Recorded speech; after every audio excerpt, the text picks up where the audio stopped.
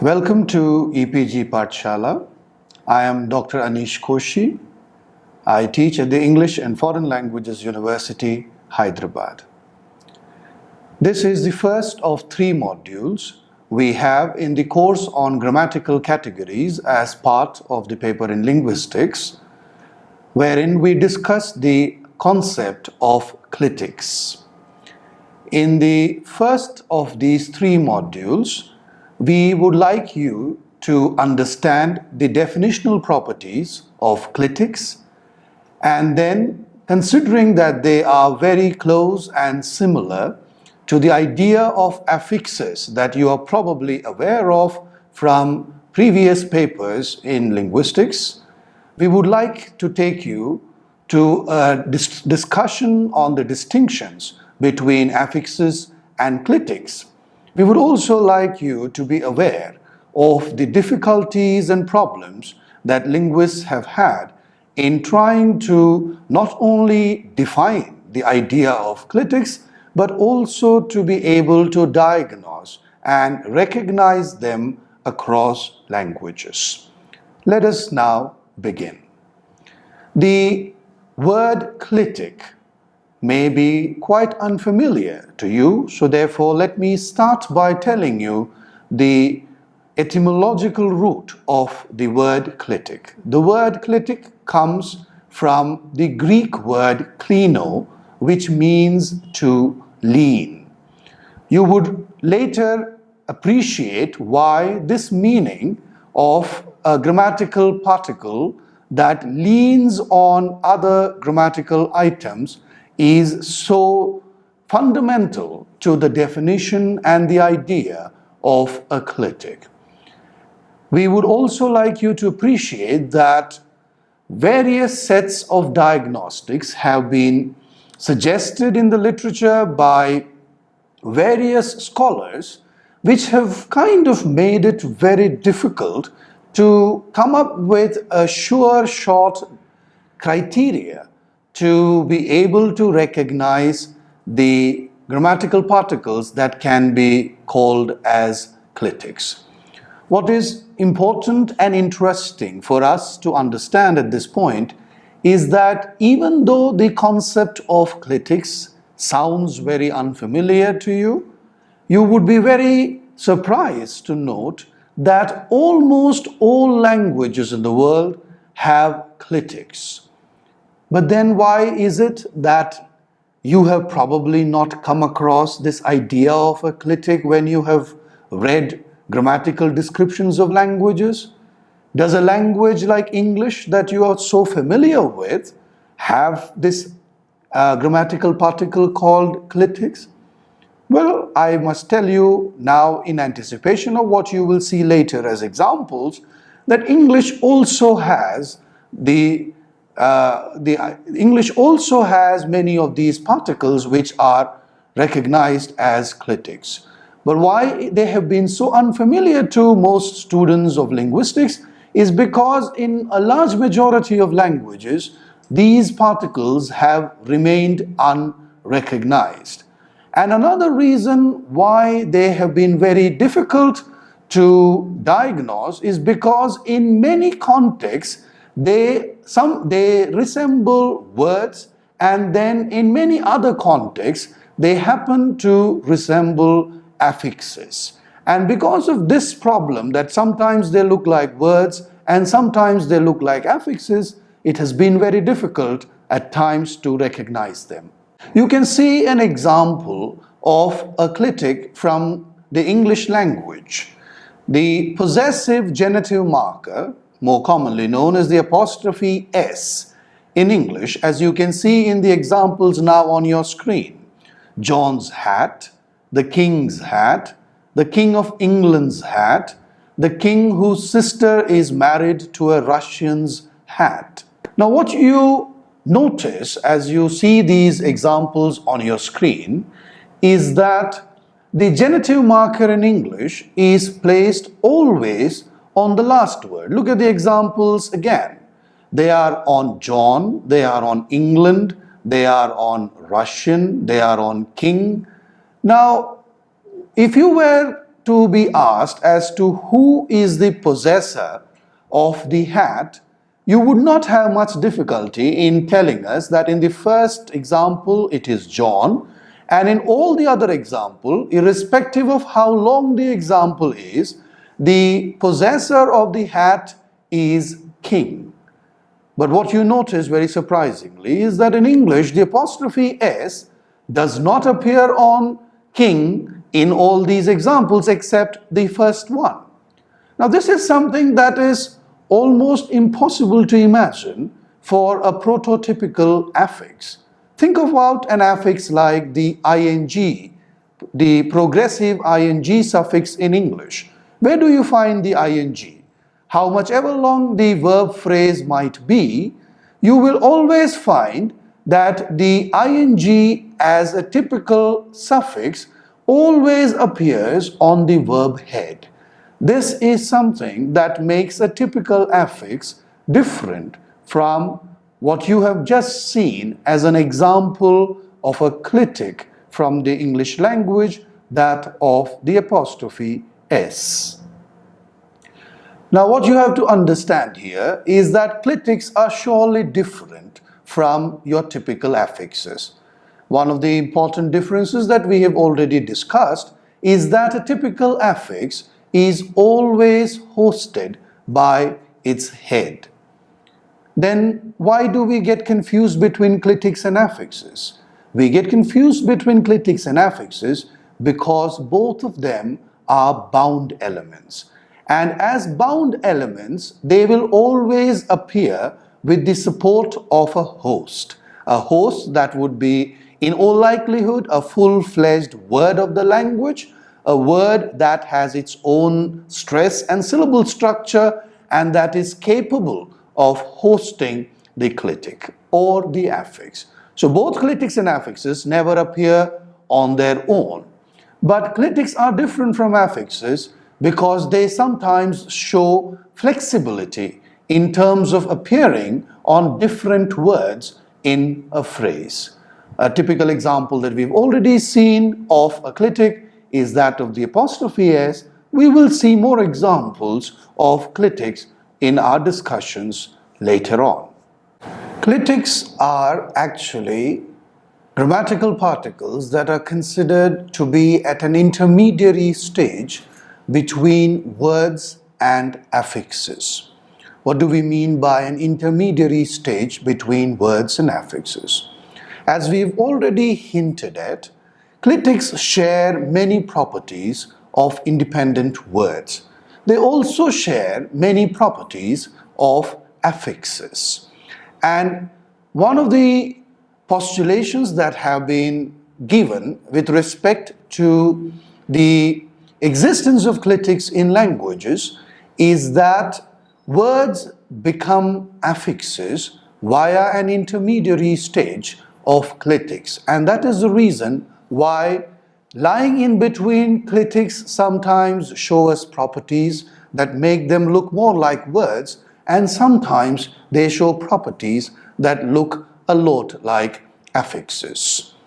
Now, what do we mean by saying that they share properties of words and affixes? What is interesting about clitics and what has been suggested in the literature on clitics is that if affixes are attached at the level of words, clitics are attached at the level of phrases. As particles that actually derive from independent words, they share and retain some of these properties with the words. And one of the properties that very often we see clitics retaining in comparison to words is their property to be able to move and be more flexible with respect to the choice of hosts that we find. We find that they can be phonologically attached to any word, or in fact words belonging to different grammatical categories.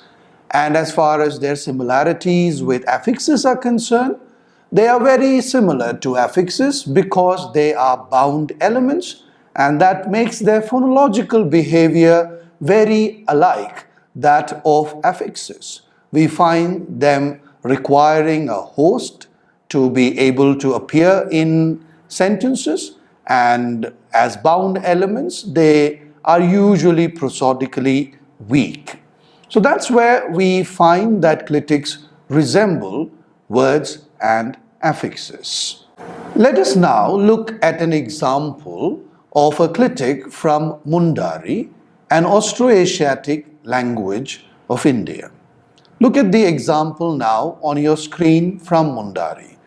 This is a translation of the sentence, "When I went to Ranchi, I saw the cinema." Now look at the Mundari sentence. Ranchi ten senkenre cineman lelkeda. Now the subject agreement marker in this sentence is nya, which appears on Ranchite and also on cinema. Does this example strike to you as something quite different from the kind of examples that you would probably be familiar with respect to where you find agreement affixes? Look at the example again very carefully. In typical cases, what you would find is that if you had the verb went and if you had the verb saw, you would have the agreement markers coming on the verbs. So in a typical language which has inflectional agreement affixes, you would find that the agreement marking for the pronoun I, the subject I, would appear on went and would appear on saw. But that's not what happens here in Mundari. You find that the agreement marker is not on senkenre. You also find that the agreement marker is not on lelkeda. You rather find that the agreement marker, very surprisingly, is on a noun. It's on Ranchi and it's on cinema. So what happens here is that instead of appearing on the verbs go or see, they're actually appearing on the words preceding the verb. What makes them very different from affixes, of course, is this very property that you see them not appearing on the verbs. After all, agreement markers should appear on the verbs. But what makes them also very similar to affixes is that they are indeed bound elements. You don't find near the agreement marker standing on its own. It requires the support of the nouns on which it appears. This is something that is very important for us to understand when we try to understand the idea of clitics. Clitics have this very unique ability to appear on words with which they have nothing to do. Now this is something that's quite impossible, as you would know, for affixes. After all, we define affixes as verbalizing or verbal or as inflectional affixes based on their morphological properties, which is namely that they are very particular about the grammatical category of the words on which they appear. So if we talk about the continuous or the progressive marker ing in English, they have no other place to appear but only on the verb. The plural marking suffix sir can only appear on a noun. The agreement marker sir, which comes with third person singular subjects, only appears on verbs. But what you just saw with the Mundari example was that this Mundari agreement marker could just appear on any noun, any preposition that precedes the verb. This ability to move around in a phrase or a clause is not something that we associate with bound elements. This is something that we associate with independent words. Say, for example, a preposition or an adverb like at or into. Now, a preposition like at may appear as part of a noun phrase when you want to say that he is at the school. But it may also appear as part of a phrasal verb. And so you may have at appearing as part of verbs or at appearing as heading prepositional phrases as part of noun phrases. So we do find that words have flexibilities, but we surely are aware that affixes are very particular about their hosts, and therefore when you find that certain bound elements have this flexibility, you have to start suspecting that you're probably witnessing not an affix but a clitic. Let us also draw your attention to a very important convention in writing when we try to denote a clitic boundary and we try to denote an affixal boundary. The symbol that appears now on your screen, that is the equal to symbol, is used to represent a clitic boundary, whereas we normally use a hyphen to represent a boundary between a root and an affix or between two affixes. Now, one of the major problems that have been around when it comes to clitics is that scholars have found it very difficult to agree on a set of sure-shot definitional properties of clitics. This has led to various debates among scholars with respect to what is or what is not a clitic, with some linguists in extreme exasperation also remarking whether there is any necessity to even recognize a category like clitics.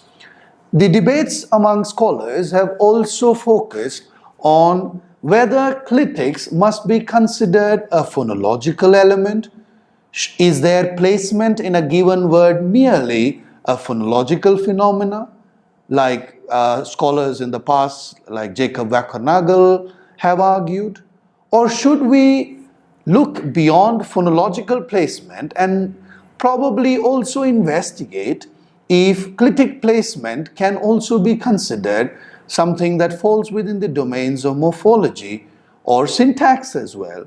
Or maybe in a more open perspective to say that clitic placement could be an interaction between phonology, morphology, or syntax. As you can see, the difficulties that plague the definitions, the very idea of clitics, have made it very difficult for linguists to comfortably consign clitics to a single grammatical component. We are quite aware of this fact that clitics are very difficult to characterize and that there are various significant differences when we look at one clitic and then we diagnose another clitic. It is indeed very difficult to give you characteristics that are going to be unique and invariant. When you look at syntactic accounts of clitics, especially the generative account, or you look at the prosodic approaches to clitics, or the optimality theoretic approach to clitics, we will be looking at all these different theoretical approaches in a different module. What you notice is that clitics are accounted for and understood very differently in different theoretical approaches. There has been quite a widespread debate and disagreement on the classification of a particular bound element as a clitic or as an affix. What is interesting and something that scholars of clitics have started recognizing now is that many of the definitional properties of clitics that were based on the study of many European languages, like many of the Romance languages like French and Italian, have now been questioned with newer diagnostics, with newer definitions that have been proposed to explain or understand the idea of clitics. It's very interesting to note that now linguists have started questioning if the French and Italian clitics that were for a long time recognized as clitics are actually clitics for the reasons like they are said to be highly selective of their morphological hosts. Now you expect that affixes would be very selective of their hosts, and one of the definitional properties, as we told you earlier, of clitics is that they're quite flexible with respect to the grammatical category of the host to which they attach. Now, considering that many of these French and Italian clitics are very particular about the morphological hosts with which they appear, linguists have started questioning if they are actually clitics. We also find a very similar dispute with respect to the pronominal clitics in Romanian. Now, what happens in Romanian is that you find that the pronominal clitics appear in the role of agreement markers, but what you also find is that there are also independent standing pronouns in the same structures, which make it a clitic doubling construction. So on the one hand, we claim that pronominal clitics which act as agreement markers are reduced forms of personal pronouns, and then we find that in Romanian, both of them can appear in the same sentence, making it very difficult to be justified as clitics proper. Also, we find that these pronominal clitics appear only with the verb, and that makes them very similar to inflectional affixes. We know that when a language has agreement, subject agreement, which is a typical inflectional affix, you're going to find that appearing on the verb. So that the clitics in Romanian appear only on the verb, and that they also appear as part of clitic doubling constructions have made scholars now question whether these are actually clitics. Now, this is just to tell you how difficult it is to identify and analyze clitics. So what we now find in the world of clitic description is that many of the principles that were earlier postulated as sure definitional and diagnostic principles have been reduced to mere tendencies. So when earlier you found that they said that clitics could randomly choose hosts, now we are told that clitics could also be very particular about the hosts to which they attach to. While earlier we were told that they are always phonologically dependent on their host, now we are told that clitics can also form words by themselves, what are now known as clitic-only words. We also find that clitics can now be also attached to already existing bound bases like auxiliaries, question particles, etc., and then form phonologically independent words. Now let us look at some of the differences between clitics and their closest counterparts in grammatical structure, the affixes. There you have to be very careful that while we discuss this, we are underlining the fact that no one diagnostic can be or should be seen as defining for a clitic. It is usually a combination of a bundle of features that help us to diagnose a bound element as being an affix or as a clitic. One of the major differences that we see between clitics and affixes is that affixes are always very particular about their hosts. All affixes attach to lexical items which are already specified for their class membership. That is, an affix can only come with a word when that word belongs to a particular grammatical category. They are never syntactically free to move from one clause to another. On the other hand, what you find with clitics is that some clitics are syntactically free. They can have varying placement. They can even move from one clause to another, what have been characterized as climbing clitics in the literature. But what is more common is that clitics can take words of different grammatical classes as their hosts. Many clitics are not particular about the hosts to which they attach, and in most of the cases it is only for prosodic reasons that you find that a clitic is attached to a particular host. Look at the following example from Mundari. In this example that appears on your screen, what you will notice is that the agreement clitics are hosted by nouns because they happen to be the words that precede the verb. If the verb is preceded by an adverb or an adposition or even a pronoun, it is eligible to host the agreement clitic. And when no words precede the verb, then these agreement markers are seen to appear on the verb complex itself. On your screen now are two examples of Mundari.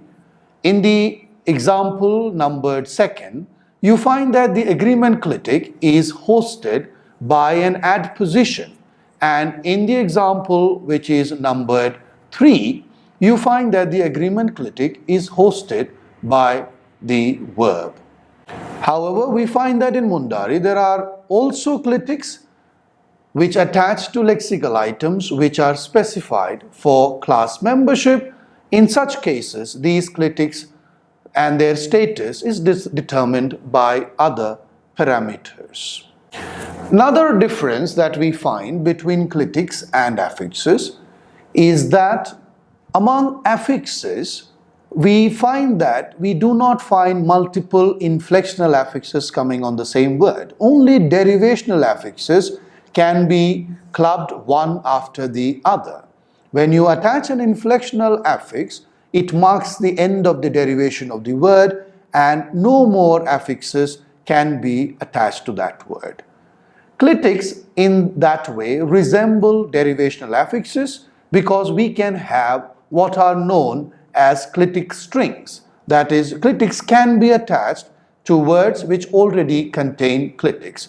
Look at the following example from Khadiya, a South Munda language from India, which is now on your screen. What you find in this Khadiya example is examples of words like the fifth word, insteo, the next word, ambara, the last word, dodebar, where you find multiple particles linked together with the symbol for clitics. That is, clitics can appear in what are known as clitic strings. Another difference between clitics and affixes is that when you have an affix that is hosted by a particular word, syntactic rules treat this word as a whole. That is, when syntax says that give me a noun, it is not bothered whether you give house or houses. And once you give houses to the syntactic rule, the plural s at the end of the word houses is not recognized as an independent unit by syntax. The syntax treats the host and the affix as a single unit. But that's not again the case with respect to how syntax treats clitics. Let us look at an example here from Pnar, an Austroasiatic language of the Mon Khmer branch. Look at the example that appears on your screen now. In the following, in the sentences that you see on the screen, the first sentence shows the object nominal mango as an independent word. In this sentence, the nominal mango is marked for its morphological gender, the masculine marker u, as well as for its status as the object by an accusative marker, both bound markers being clitics. What you notice in the second sentence on your screen is a process of nominal incorporation. As part of the process of nominal incorporation, you find that the object nominal is incorporated and becomes part of the verb complex, which is closed by the agreement marker. What is important for you to notice here is that when the nominal is incorporated, clitics that appeared with the nominal in the unincorporated structure are not treated as part of the word to be incorporated. This can never happen with affixes in any syntactic process. Affixes are also defined as derivational and inflectional affixes on the basis of whether the affix can affect the grammatical category of the host. That is, whether you derive new words belonging to a different category or you actually have the word belonging to the same category as it was before the affix was attached. And we know derivational affixes are used for deriving words that belong to a different category, and inflectional affixes are used where you don't find any change in the category. In this respect, clitics are more similar to the inflectional affixes. They fulfill grammatical functions and they do not derive or change the grammatical category of the words to which they attach. And one of the reasons why it is so is because most inflectional affixes in languages are actually derived or are products of a historical process where functional words became clitics and they finally became the inflectional affixes as we know them to be. Affixes are seen as part of the derivational process in a language. That is, we make use especially of the derivational affixes to derive new words. As far as clitics are concerned, they are never used to derive new words in a language. They mostly fulfill grammatical functions. But clitics are also not always exactly the same as inflectional affixes. We know that inflectional affixes are also known for very productive application in languages. They are applied on almost all eligible categories with, of course, instances of suppletion or irregularities in place. What we find with clitics are that they are attached to a large number of words, but we generally don't find much of suppletion or irregularity with respect to their applications. Now, when we look at clitics and affixes and why clitics have largely remained unrecognized is because of the similarities that exist between clitics and affixes. Both clitics and affixes are defined in terms of three very important parameters of scope, anchor, and orientation. That is, both clitics and affixes are located in the scope of some syntactic constituent. They always take a particular word as their anchor, and they also are always defined in terms of whether they are attached at the beginning of their host or at the end of their host. So all these three properties can be seen as being very similar for both clitics and affixes, and thus leading to a lot of confusion with respect to their diagnosis. Considering that a lot of similarities exist between clitics and affixes, various scholars have suggested that maybe there is no need to have a separate category of clitics, that probably both clitics and affixes can be considered as belonging to a single unified category, wherein, just like affixes, we may be also able to talk about derivational clitics and inflectional clitics. Also, going by the very idea that probably there does not exist much difference between clitics and affixes, scholars have also suggested that maybe both of them need to be distinguished only in terms of their level of attachment, with affixes being seen as attached at the level of words and clitics as seen as being attached to the level of phrases. Taking this a step further, what we find is that scholars have also argued whether we need to have the category of functional words like pronouns, inflectional affixes like agreement markers, and clitics like pronominal clitics to be recognized as independently existing elements, or should we just consider them as a bundle of five features including features of tense, gender, number, etc. These five features would be available at different syntactic nodes, and it would be the responsibility of morphology to supply or fulfill these five features either by using independent words like pronouns or by using bound elements like affixes and clitics, and thus making it quite possible that in a language we may find no distinction existing between pronouns, affixes, or clitics. We have now come to the end of this module. In this module, we have taken you through very interesting and difficult aspects of trying to understand the idea of clitics. We have told you not only of the definitional properties of clitics, but also about how scholars are so less agreed on how to define it. We also have highlighted for you the differences between clitics and their closest counterparts in languages, the affixes. And we closed our discussion by seeing how it is probably possible to unite these various strands and recognize a higher order element in terms of features that are fulfilled by both affixes and clitics.